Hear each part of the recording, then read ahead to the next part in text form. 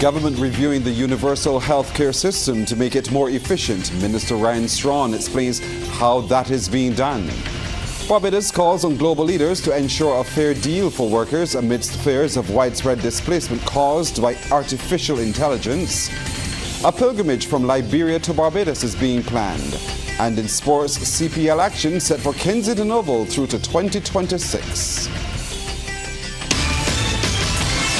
Broadcasting from our studios in the Pine St. Michael, this is CBC NewsNight, starting now.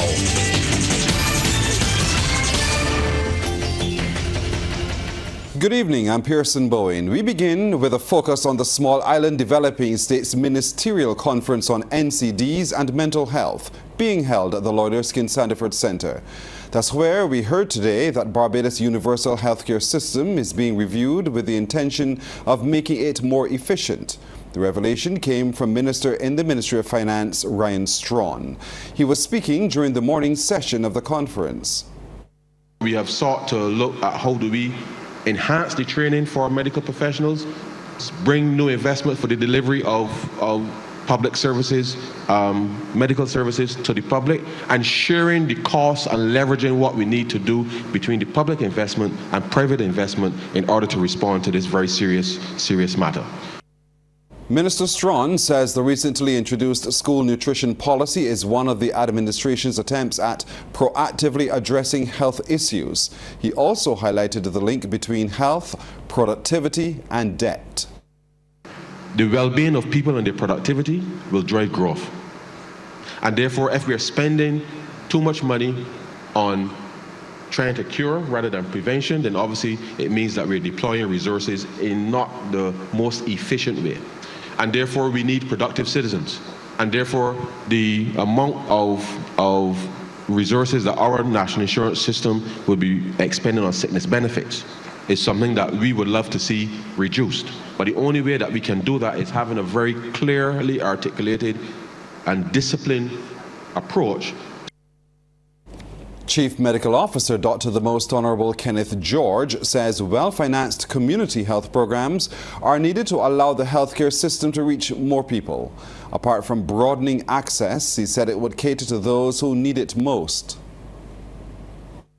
As we move away from long-term institutional care, particularly for mental health, we need to have a human resource and finance community-based programs that brings health care directly to where people live and where people work.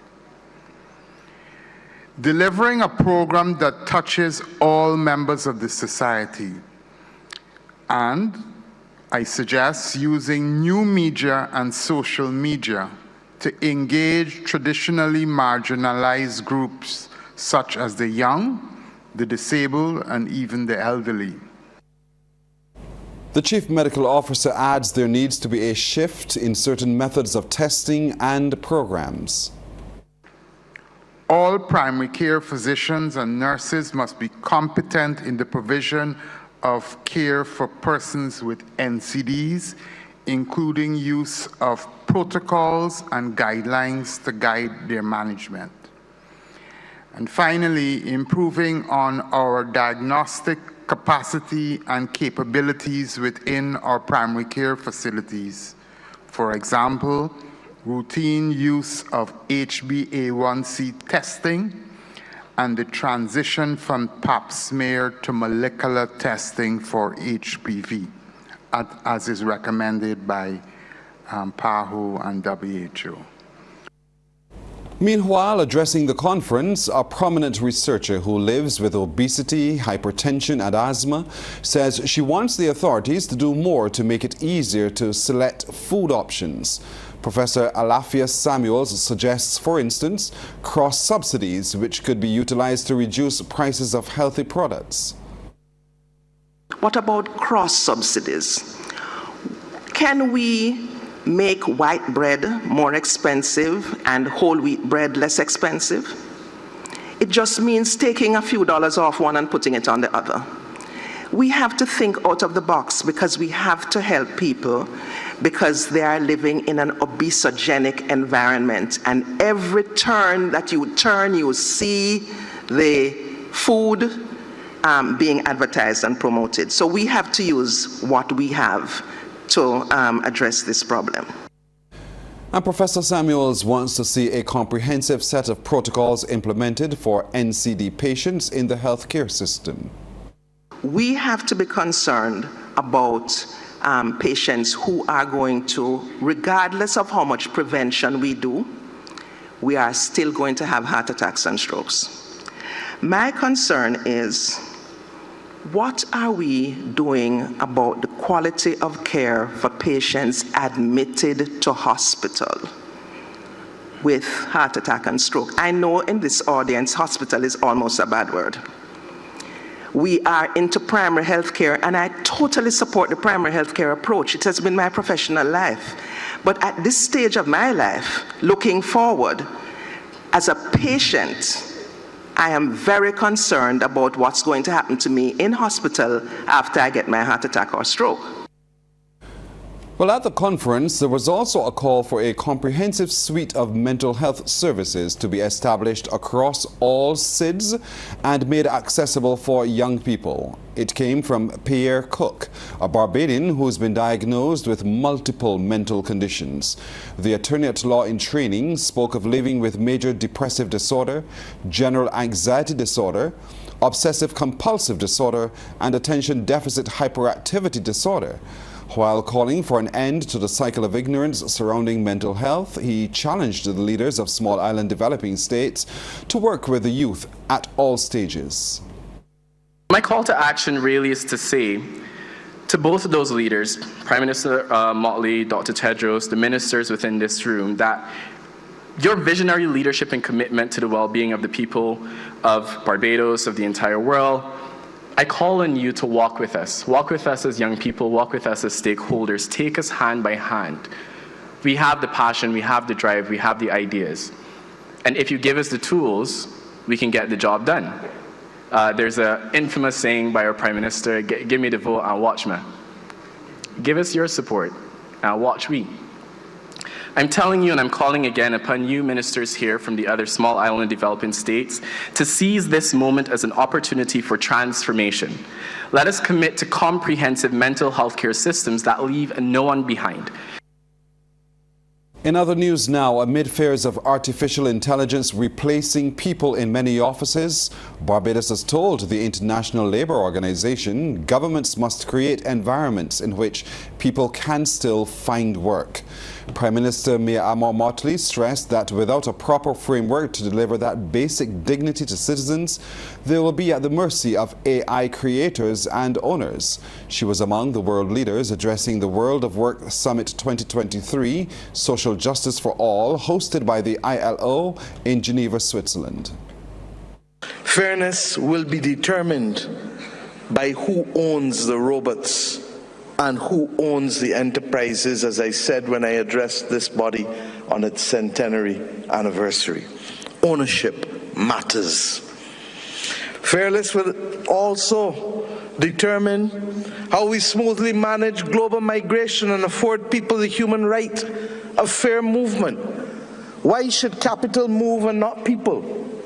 Especially where there are parts of the world where clearly people are needed to be an engine of growth. We have seen the horror as it unfolds off Greece as we meet here this morning. Ms. Motley sees the ILO World of Work meeting as critical as leaders prepare for an upcoming summit in France on a new global financing pact. The route to Paris next week to discuss a new global financial pact starts here today in Geneva at the World of Work Summit when we discuss social justice for all before settling on the accounting mechanisms. My friends, in the case of Barbados, our creed has been simple. Share the burden, share the bounty. Share the burden, share the bounty. Many hands make light work. And of course, that golden rule, do unto others as you would have them do unto you. Simple, simple precepts that if we followed them would promote fairness and so social justice. We'll take a break here, but coming up, Barbados optimistic its Bridgetown initiative can change the world. Barbados remains optimistic its Bridgetown initiative can change the global architecture and assist countries today, many of which did not exist yesteryear. Government officials and representatives continue to promote the plan on the world stage, the latest event being a discussion titled Bridgetown Initiative Fit for Purpose, organized by UN Climate. Director of the Roofs to Reef project in the Prime Minister's office, Ricardo Marshall, in dissecting the plan, told the forum that the Bretton Woods institutions do not address the needs of many countries given the current climate crisis. Bridgetown identifies ways in which you can address attracting more grants for that sort of activity, but also in understanding the fact that we need to address resilience and adaptation for us. And so the answer is you also need to have the opportunity to have more concessional finance available. You need to have the fiscal space to be able to do so, and you need to be paying back at a rate that puts you on a level playing field. Mr. Marshall says countries that are vulnerable should have access to resources as there should be no competition. He says countries are free to disagree with Barbados, but when they do, they should come with a solution to address the climate crisis. And let us talk and let us move the needle to address the seminal crisis of our times. And this is especially important for those of us like Barbados and many others between the tropics of Cancer and the tropics of Capricorn who are on the front lines of the climate crisis. Well, this just in from the SIDS conference. The Bridgetown Declaration on Non-Communicable Diseases and Mental Health was signed this evening and presented at the Lloyd Erskine Sandiford Center during the Small Island Developing States Ministerial Conference. Dr. Sonia Brown, the Minister in the Ministry of Health and Wellness, accepted the declaration signed by Ambassadors Matthew Wilson, Barbados Permanent Representative to the UN organizations in Geneva, and his co-chair Ambassador Luke Donalvluva of Fiji presented the outcome document. On behalf of the co-hosts of this conference, it is my great honor and pleasure to officially launch the 2023 Bridgetown Declaration on NCDs and Mental Health. And I use the figurative gavel. Well, there were then reflections from people with lived experiences in Andrew Lessa of Samoa.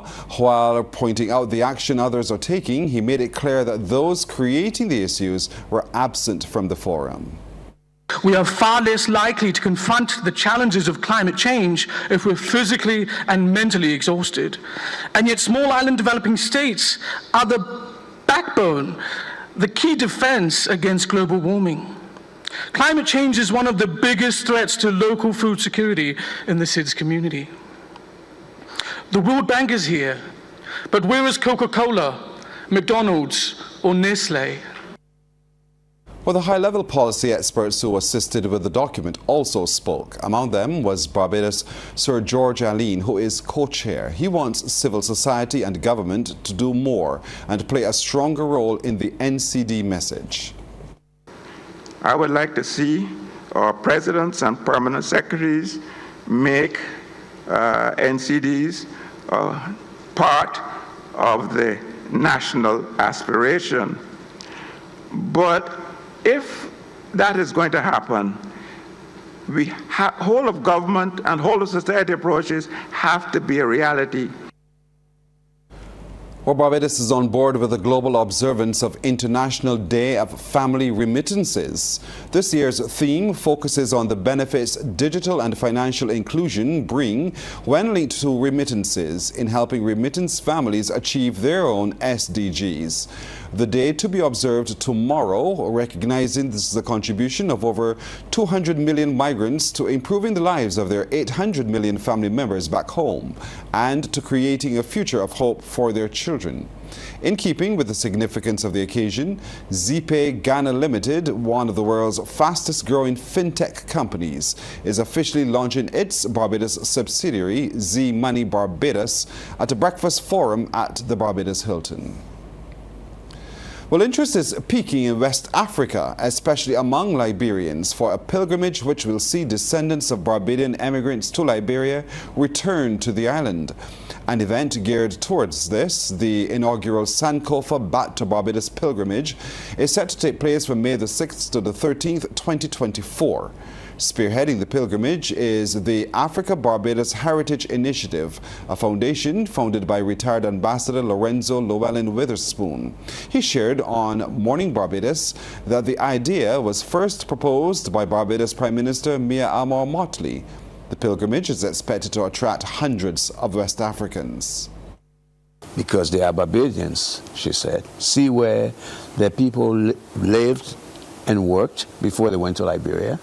And the sequel, if you may, to that would be to take Barbadians who stayed on the island to Liberia to see where their people went to.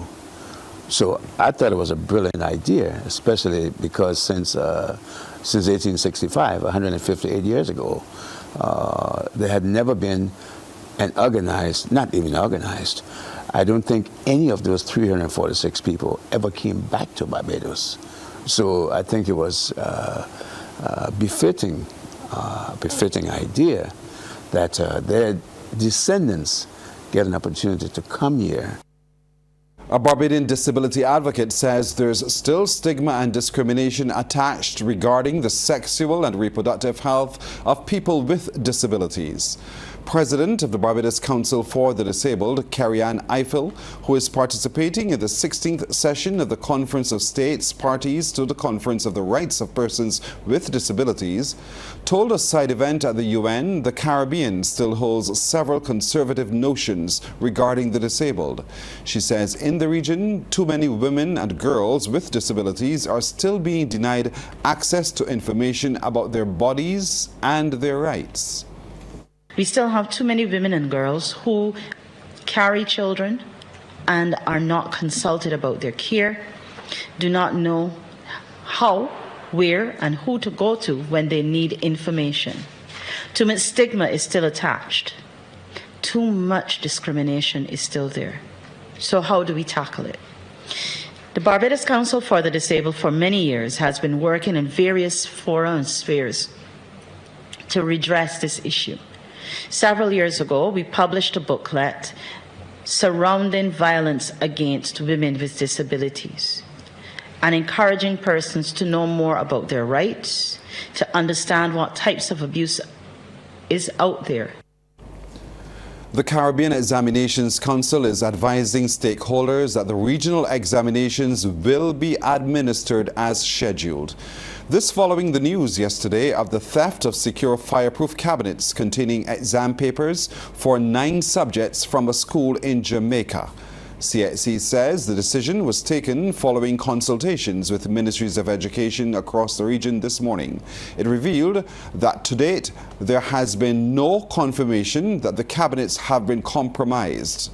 The organization has reassured candidates that their best interests continue to be at the center of their decisions and processes and wished candidates well in their examinations.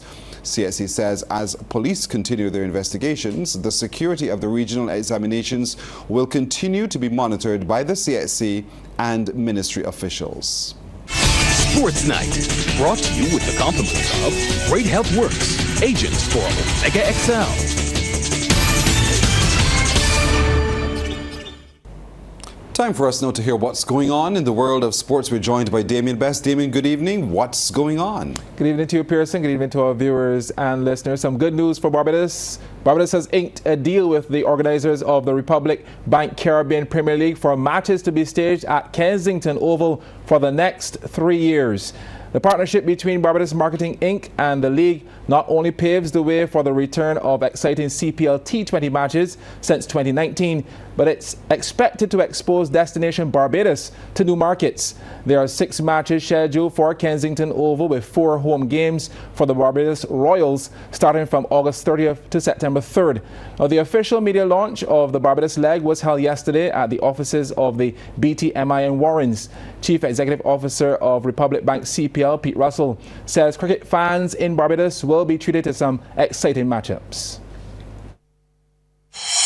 The first game is on the 30th of August. It's the Giants, the Royals versus the Might of the TKR. So that will be a cracker at the Kensington Oval from 7 p.m. And then on the 31st of August, we've got the first game of the Women's CPL. The women will be playing 3 games in Barbados, which is very exciting for all of us. And they start their campaign against the Guyana Amazon Warriors. So that will be on the 31st. And then, of course, we move into the weekend. And the weekend we'll have 2 triple headers. So we'll have a 10 a.m. game, which will be a neutral game, and then we'll obviously have the women again and the men's in the afternoon and the evening. And those women's and men's games, where they'll feature both the Royals, women and men, will be double headers. So we're very excited that fans can turn up and effectively watch 2 games for the price of 1. Russell also announced that prices for matches have not increased beyond 2019 levels. The Royals have frozen the prices from 2019. I think it's the only prices that have been frozen across any economy in the world. But the cheapest ticket will be $15 US on the Thursday and the Friday. The most expensive being $25 US, and it increases slightly for the weekend, so $30 US for the most expensive and $18 for the cheapest. So we're very excited to be back here, obviously. We've always seen Barbados as the home of CPL in so many regards, and can't wait for the action to get started. Well, BTMI's Director of Latin America, the Caribbean and Sports, Corey Garrett, outlined the benefits of having CPL matches back in Barbados. The CPL in the past, in 2019 and previous years, has brought great impact from tourist arrivals to room count numbers to basically also providing jobs for persons here on the ground in Barbados, and it has seen great economic value to the destination on a whole. At the BTMI, we are happy to continue this partnership with the CPL. We also proudly announce that this partnership is just not for 1 year, but we've also entered into a 3-year partnership, so we can look forward to CPL games being hosted here at the world famous Kensington Oval from 2023 onward. Further afield, Vice Captain Rovman Powell smashed a century as the West Indies secured a 114-run win over the UAE in their final warm-up match of the ICC World Cup qualifiers in Zimbabwe. The Windies posted a mammoth 374 for 9 off their 50 overs after winning the toss and batting first at the Takshinka Sports Club in Harare. Powell hit 105 of 55 deliveries, inclusive of 8 fours and 8 sixes, while Nicholas Pooran and Kimo Paul got brisk half-centuries in support. Pooran registered 5 fours and 5 sixes on his way to 74, while Paul hit 4 fours and 4 sixes in his 54 off 50 balls. Kyle Mears added 33 and Johnson Charles 30. Yannick Carrier continued his good form, and Jason Holder then led the way with 4 for 58 and 2 for 26, respectively, as the UAE finished their 50 overs on 260 for 9. Basil Hamid tried his best with an unbeaten 122 of Arata Aravan mid 54. Well, speaking with CWI Media after the game, Powell said he is ready for the big show against the USA on Sunday. It's very important to score runs, and score runs just right before the big show start, the World Cup qualifiers, it's important to get a little bit of runs on their belt, runs come confidence and, just to get good preparation going into the qualifiers. I think it was a proper innings, I started pretty slowly, and I give myself some time, something I wanted to do for a long time now, so it's just for me now to try and replicate that. I think our chances are as good as any, once we play good cricket, play good cricket for long periods, we should be okay. The Business Report, brought to you with the compliments of Republic Bank. We're the one for you. Let's look at business tonight. The Barbados Light and Power Company has officially launched its clean energy bridge at Trent's St. Lucie. In her address at the event, Energy Minister Senator Lisa Cummins says more can be done. She indicated that government will be providing a fuel option so that there is cleaner energy burning. Wendy Burke has more. The Clean Energy Bridge project, which combines various forms of renewable energy in Trent St. Lucie, is a plus in the area of clean energy. But Senator Lisa Cummins, the Energy Minister, believes there's further to go and things will change. The time has come where those stacks that we see behind us begin to burn cleaner forms of energy. Through the Barbados National Oil Company, for which I'm also responsible, we import the heavy fuel oil to fuel those stacks. And we want to be able to work with the Barbados Light and Power Company to migrate over to what we have established as a country is a bridging fuel, LNG, and ultimately to a cleaner form of energy, biodiesel, which will be completely clean. Managing Director of Barbados Light and Power, Roger Blackman, says the 33-megawatt medium-speed diesel plant now supplies a quarter of their customers. Since its commissioning in June 2022, the CEB units have been performing exceptionally well. Thank you, Gail, and thank you to the project team, resulting in lower fuel costs for customers every month.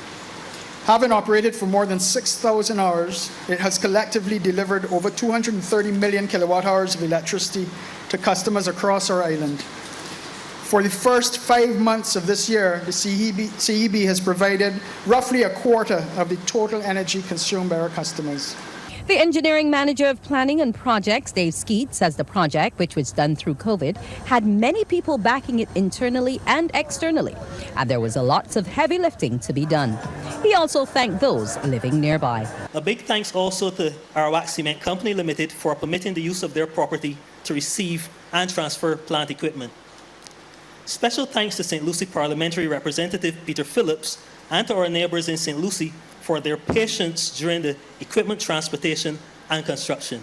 And the Chief Operating Officer of Emera Caribbean Limited, David McGregor, sent virtual remarks from Nova Scotia, saying the bridge is a cost-effective transition from fossil fuels to renewable generation, and more is to come. The third phase of the St. Lucie Energy Gateway will be the Lambert's Wind Farm, which, in collaboration with other government entities, we look forward to construction over the next few years.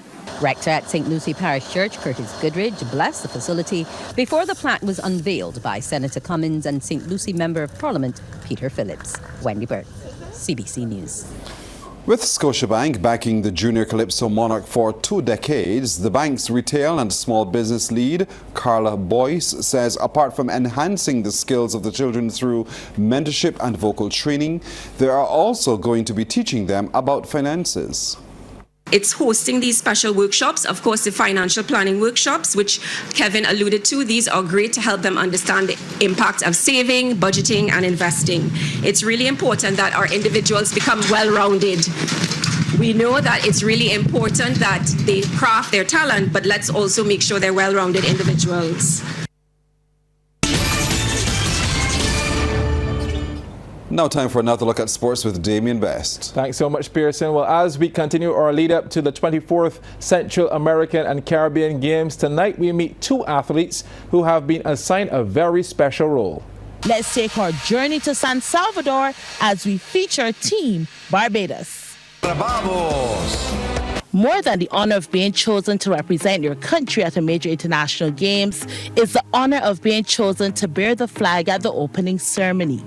On June 23rd, leading Team Barbados through the Estadio Jorge El Magico will be boxer Kimberly Gittins and swimmer Louis Sebastian Weeks. It brings honor and a lot of opportunities that you never would have imagined. I never would have imagined that I'd be a flag bearer, in all honesty, just because of how intricate my sport is. It doesn't grant us enough opportunities to blow in glory, you know. So really to be restored this opportunity is definitely it really is. I'm beyond shocked. I lost my words. To put it simply, it's obviously a big honor and a big deal, but it feels like a full circle moment for me because when I was younger, I didn't really truly know what it meant to be on Team Barbados, and I took it for granted a little bit. But now that I get older and I truly understand what a great country it is, it's more and more of an honor each time. So having the opportunity to actually carry the flag for the entire country is a really, really big deal for me. It actually gives me goosebumps. This is Kimberly's second time to the Games, and she looks forward to the challenge competing in the women's middleweight 75 kg category. I do have like a little insight of like the amount of countries registered within my weight category, and it's a whopping 12. That is spectacular. I've never seen so many people in this weight class in my life, so I am very excited. Yeah, I'm really excited to test the limits. I've seen Puerto Rico. I've seen USVI. I've also seen Cayman Islands.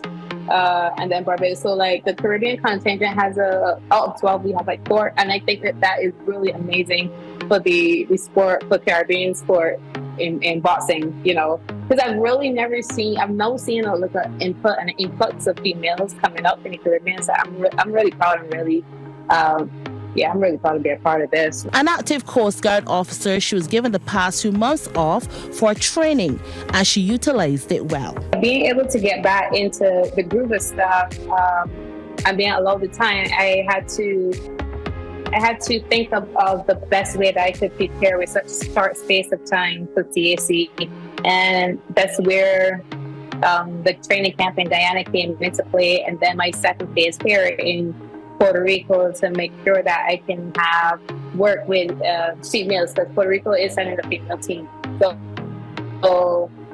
for preparation purposes, I knew it was tough, and I advanced in like 100% forward. I feel good. I feel tired, but I feel good knowing that I can get up to scratch with the time that we have. Like Kim, Louis Sebastian Weeks is no stranger to the international competitive space, and he has stepped up his prep in a big way. I recently entered into coach-athlete partnership with a new coach, because I've actually been coaching myself most of the time for the past 5 years or so. So it's really nice to have someone with a lot of experience to really guide me properly for once. So it's going well. We're going to go for some best times.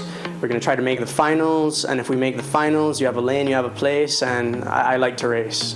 And our flag bearers are urging Barbadians to rally around Team Barbados. The best thing that anyone could do is just send positive energy, positive words, and that's the best we can do from afar. Just positive energy and positive words and well wishes. It's a really exciting time for the Barbadian public. Please support. Please tune into all the streaming mediums, Facebook, Instagram, maybe digital, maybe streaming it, I don't know. Wherever you can view it, please show your support. It means a lot to us. Joining Kimberly on the boxing team is Jabali Breedy, Jashawn Shepard, Tyrese Tate, and Charles Cox. On the aquatics team with Louis is Jack Kirby, Adara Stoddard, Daniel Titus, and Daniel Treasure. Barbados will also be represented in archery by Charlene Gill, and badminton with Kenny King, Dakil Thorpe, and Dave Ford. Well, that's our news tonight. Thank you for spending your time with us. I'm Pearson Bowen. For the crew, to all of you, good night. We'll see you tomorrow.